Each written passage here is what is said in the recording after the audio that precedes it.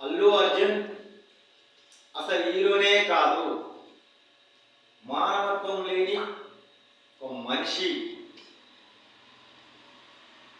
డబ్బులు ఇస్తే నటించే ఒక నటుడు.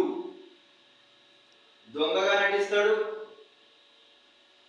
పోలీసుగా నటిస్తాడు, డాక్టర్గా నటిస్తాడు, ఆటో డ్రైవర్గా నటిస్తాడు, కూలీగా నటిస్తాడు, లక్షల కోట్ల అధిపతిగా నటిస్తాడు, ఫ్యాక్టరీ ఓనర్గా నటిస్తాడు. కాబట్టి అల్లు అర్జున్ హీరోనే కాదు, డబ్బులు ఇస్తే నటించే ఒక మనిషి.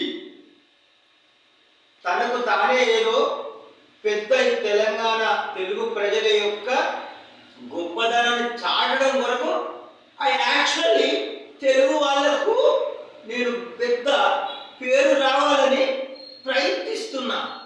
I don't know. సినిమా చూడడానికి వెళ్ళంతే, అక్కడ ఏం జరిగిందో నాకు తెలియదు. నెక్స్ట్ డే తెలిసింది. ఏంద్రనాయను మీడియా సమావేశం పెట్టడమేంది అసలు?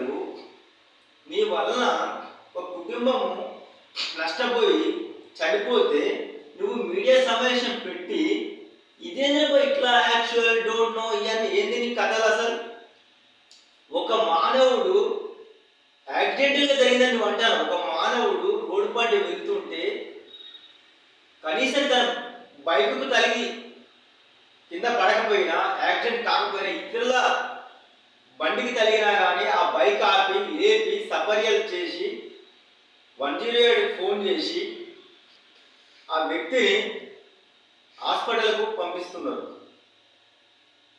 ఒకవేళ తన బండే తగిలినా కానీ లేచి హాస్పిటల్ తీసుకెళ్ళి తర్వాత ఎట్లయితే అట్లా కేసు అయితే కేసు అయ్యా, డబ్బులు అయితే డబ్బులు అయ్యా, ఫస్ట్ ఆ మానవుని చూసుకోవడము మన యొక్క ధర్మం, కనీస ధర్మం. నీ వలన తొక్కిసలకు గురై ఒక తల్లి చనిపోయింది, ఒక అబ్బాయి బ్రెయిన్ డెడ్ అయ్యి అక్కడ ఉంటే నువ్వు నీ భార్య నీ పిల్లలు పోయి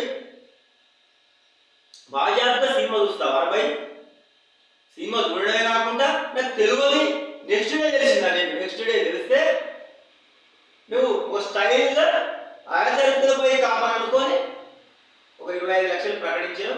ఇంతవరకు నువ్వు ఆ 25 లక్షలు కూడా ఇచ్చింది లేదు. చేసిన తప్పులు చేసినావు, నీ తప్పేం లేకపోతే కోర్టులో ప్రూఫ్ అవుతుంది. మళ్ళీ ఈ ప్రెస్ మీట్లు పెట్టి స్టైల్ ఏదైనా పోయి నాకు అర్థం కాదు. నీకు తెలంగాణ రాష్ట్రం నచ్చకపోతే, తెలంగాణ చట్టాలు నచ్చకపోతే తెలంగాణ వదిలి వెళ్ళిపో, ఎక్కడన్నా బతుకు.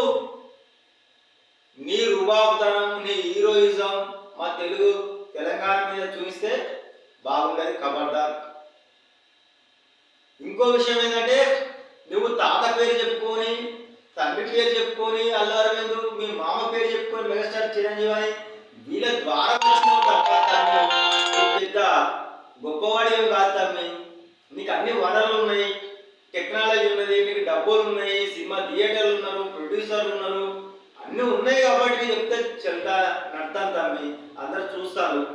మా డబ్బులతోని, ప్రజల డబ్బులతోని 1000 కోట్లకు ఎదిగిన మీరు ఒక టికెట్ 3000 రూపాయలు పెట్టుకొని నా ఒక కుటుంబంలో నలుగురు వచ్చి 4 మూల 12,000 పెట్టుకొని ఒక పేదవాళ్ళు నెల 30,000 సంపాదించే వాళ్ళు మీ దగ్గరికి వస్తే మీ అహంకార పూరితంతో కనీసం ఏం జరిగిందని నువ్వు చెప్పుకుంటూ నేను చెప్పిన అందరూ ఇట్లా ఇట్లా అడిపోయి అంటారు. నువ్వు చెప్పచ్చే ఇక్కడ ఎవరు రావద్దు, నేను ఒక్కనే వెళ్తాను, వాడికి పోయి ఆమె చూడొచ్చు కదా. నీకు ఎందుకు ఈ షో? ఈ బాడీ బిల్డర్లు, బాడీ గార్డ్స్ ఇవన్నీ అవసరమా? ఒక వ్యక్తిగా నీ ఎంత నార్మల్గా ఉండాలనుకున్నప్పుడు మనం ఎంత సెలబ్రిటీ అయినా కానీ నార్మల్గా కూడా వెళ్ళచ్చు. నువ్వు కాదు హీరో. అసలు సిసలైన హీరో ఎవరు తెలుసా? సోనూ సూద్. కరోనా ఫస్ట్ వేలో, కరోనా 2వ వేలో తన సొంత ఆస్తులను తెగనమ్మి వలస కార్మికులను కానీ, ఆర్థికంగా లేనులను కానీ, కరోనా బాధితులను కానీ, తన భార్య బంగారం సొమ్ము కూడా అమ్మి తన భూములను కూడా తాకట్టు పెట్టి ప్రజల కష్టంలో వచ్చి బయటకు వచ్చి ప్రజలను ఆదుకున్న నిజమైన హీరో ఎవరంటే సోనూ సూద్. ఈ యావత్ భారతదేశ ప్రజలు కూడా సోనూ సూద్కు ఒక సెల్యూట్ చేయాలి. నిజమైన హీరో ఎవరంటే సైనికుడు. ఎండనక మాననక అక్కడ మన కొరకు ప్రాణ త్యాగం చేస్తున్న సైనికుడు. నిజమైన హీరో ఎవరంటే మనం తినే తిండి పండించే రైతు. నిజమైన హీరో ఎవరంటే పోలీస్. కష్టంలో నష్టంలో వానలో ఎండలో ట్రాఫిక్లో ఏదో మనం ఇచ్చే మామూలు జీతానికి కూడా తన భార్య పిల్లలను వదిలి పనిచేసే ఒక పోలీస్. నిజమైన హీరో ఎవరంటే ఒక కార్మికుడు. ఫ్యాక్టరీలలో పొల్యూషన్ తట్టుకొని తన బొగ్గుబాయిలో పనిచేసే కార్మికుడు నిజమైన. నువ్వెట్టే హీరో? ఇట్లా I don't no, I extend my notice. నేను చాలా బాధపడ్డా. మై చైల్డ్ ఇదేమి స్టైల్ పోయింది అసలు నాకు అర్థమైతే లేదు. ఇప్పటికైనా చెప్తున్నా, ప్రెస్ మీట్లు పెట్టి తెలంగాణ ప్రభుత్వానికి కానీ సీఎం రేవంత్ రెడ్డి గారికి కానీ సంబంధం లేని విషయాన్ని వారికి సంబంధం ఉన్నట్టని సోషల్ మీడియా కానీ మీరు కానీ మీ అనుచరులు కానీ ప్రోత్సహిస్తే బాగుండేది. ఖబర్దార్. అక్కడ ఏదో ఇన్సిడెంట్ జరిగింది, పోలీస్ చర్య తీసుకుంటుంది. తప్పు లేకపోతే నువ్వు బయటపడతావు తప్ప నువ్వు అనవసరంగా తెలంగాణ రాష్ట్ర ప్రభుత్వాన్ని బదనాం చేయాలి, ముఖ్యమంత్రి గారిని బదనాం చేయాలనుకుంటే బాగుండదు తమ్మి.